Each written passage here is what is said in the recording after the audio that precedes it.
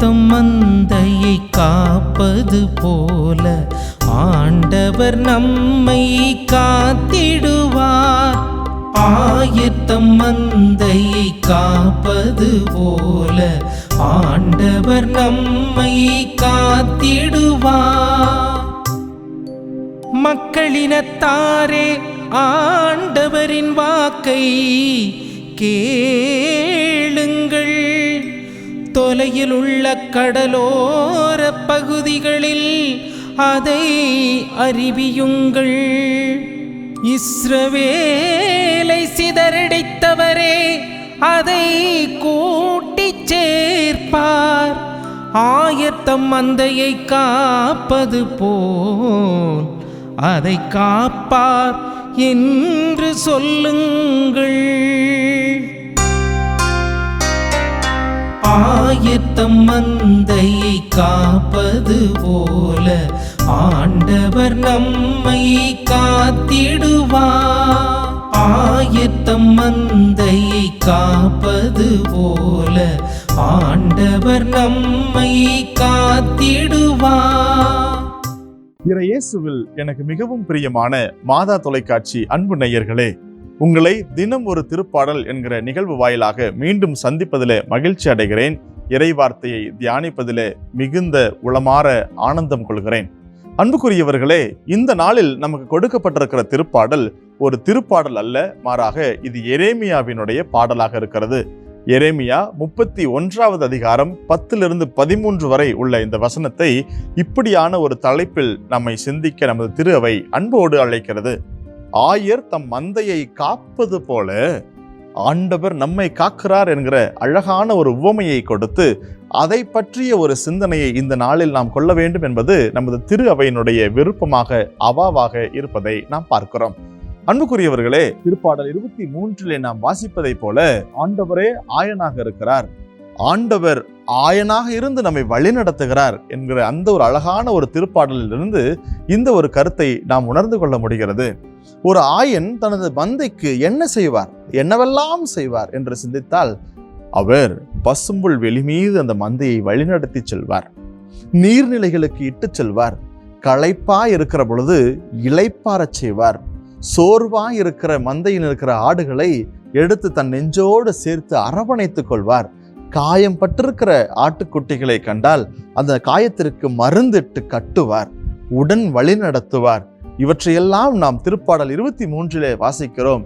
அதை போல எரேமியா தனது 31வது அதிகாரத்தில் இருக்கிற இந்த நூலிலே மிக அழகாய் நமக்கு சொல்லுகிற காரியம் இதுதான். அன்புக்குரியவர்களே, இதனுடைய பின்னணியோடு சிந்தித்து பார்த்தோம் என்று சொன்னால், இந்த மந்தை மிக அழகான ஒரு ஒப்புமையாக யாரோடு? இஸ்ரேல் மக்களோடு. இஸ்ரேல் மக்கள் மந்தையாகவும் கடவுள் ஆண்டவர் ஆயராகவும் இருந்து இவர்களை வழிநடத்துகிறார். கொஞ்சம் இந்த பின்னணியை யோசித்து பாருங்களேன். பாபிலோனுக்கு இவர்கள் நாடு கடத்தப்படுகிறார்கள். கீழ்ப்படியாமல் இருக்கிற அந்த மக்களை ஆண்டவர் நாடு கடத்துகிறார். பாபிலோனுடைய மக்களுக்கு அடிமைகளாக பணியாற்றுவதற்கு விட்டு விடுகிறார். அங்கே சென்று அவர்கள் ஆண்டவரை இழந்து தவிக்கிறார்கள். அப்படிப்பட்ட ஒரு சூழ்நிலை இப்பொழுது எரேமியா சொல்லுகிறார், நீங்கள் மீண்டும் வருவீர்கள், ஏனென்றால் எப்ராயிம் என்னுடைய தலைச்சன் பிள்ளை என்று ஆண்டவர் சொல்லுகிறார். நான் உன்னை மீண்டும் அழைத்து வருவேன், மீண்டும் இந்த எருசலேம் நகரத்திற்குள்ளாய் உன்னை அழைத்து வருவேன், எனது பிரசன்னத்திற்குள்ளாய் நான் உன்னை வைத்துக் கொள்வேன் என்று ஆண்டவர் சொல்லுகிறார். இதோ சிதறிப்போன மக்களாய் இருக்கிற உங்கள் அனைவரையும் ஆண்டவர் மீண்டும் கூட்டிச் சேர்ப்பார். யார் சிதறடித்தார்? ஆண்டவரே சிதறடித்தார். ஆண்டவரை உம்மை கூட்டிச் சேர்ப்பார். ஏன் அவர்களை சிதறடித்தார்? கடவுளுக்கு முழு மனதோடு தெண்டனிட்டு வணங்காமல் போனதால் அவர்களை சிதறடித்தார். அன்புக்குரியவர்களே, நினைத்து பாருங்கள், ஆண்டவர் உடனிருந்து வழி நடத்துகிறார். பாபிலோனிலிருந்து நீங்கள் மீண்டும் வருவீர்கள், எருசலேமில் நீங்கள் உரிமை கொண்டாடுவீர்கள், எனக்கு உகந்த மக்களாய் நீங்கள் இருப்பீர்கள் என்று மிக அழகாக இந்த வசனங்கள் நமக்கு எடுத்துரைக்கின்றன. ஆண்டவர் ஆயரை போல இருந்து நம்மை பாதுகாப்பார்.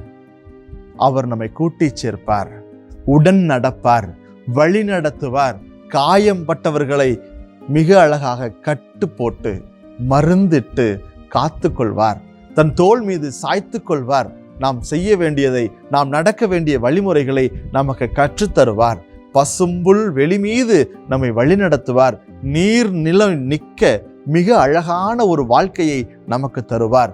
நீர் வளமான இடத்தில் வாழ்கிற மிகப்பெரிய தோட்டத்தை போல நீங்களும் நானும் வாழ்வீர்கள் என்ற ஆழமான ஒரு வாக்குறுதியை ஆண்டவர் தருகிறார். இதைத்தான் எரேமியா அந்த மக்களுக்கு சொல்லுகிறார். ஆண்டவர் ஆயரை போல இருந்து, தன் மந்தையை காக்கிற ஆயரை போல நம் அனைவரையும் ஆண்டவர் காக்கிறார் என்கிற ஒரு அழகான வாக்குறுதியை அன்புக்குரியவர்களே இந்த நாளில் நாம் சிந்திக்க அழைக்கப்படுகிறோம். ஆண்டவர் அரசராக அல்ல, மாறாக ஆயராக, அன்பு மிகுந்தவராக, வழிநடத்துபவராக, உடனிருந்து காத்து கொள்ளுகிற அந்த ஆண்டவருடைய வல்லமையுள்ள பிரசன்னத்தில் உங்களையும் என்னையும் ஒரு ஆட்டுக்குட்டியை போல கொடுக்க நாம் தயாராக இருக்கிறோமா? ஆண்டவருக்கு உகந்த மந்தையா இருக்க நாம் தயாராக இருக்கிறோமா? மகிழ்ந்து கொண்டாடுகிறோம், ஓடி குதிக்கிறோம், துள்ளி ஆடி பாடுகிறோம், மகிழ்ந்து களி கூறுகிறோம். ஆண்டவருக்குள்ளாய் என்ன வேணா செய்யலாம். அவரோட இருந்து அப்படி ஒரு மகிழ்ச்சியை, அவருடைய அன்பை சுவைக்கக்கூடிய ஆட்டுக்குட்டிகளாய் நீங்களும் நானும் வாழ தயாரா? செபிப்போம். ஆற்றலின் நாயகனே இறைவா, ஆயனாயிருந்து வழிநடத்துகிறீர், அன்பு செலுத்துகிறீர், எங்களை அரவணைத்துக் கொள்கிறீர், ஆறுதல் தருகிறீர், எங்கள் துன்பங்களை எல்லாம் இன்பங்களாய் மாற்றுகிறீர். ஆண்டவரே, தொடர்ந்து உமக்காய் உழைக்க, உமோடு இணைந்து வாழ எங்களுக்கு உதவி செய்யுங்க. எங்கள் ஆண்டவராகிய கிறிஸ்து வழியாக உம்மை மன்றாடுகின்றோம். ஆமென்.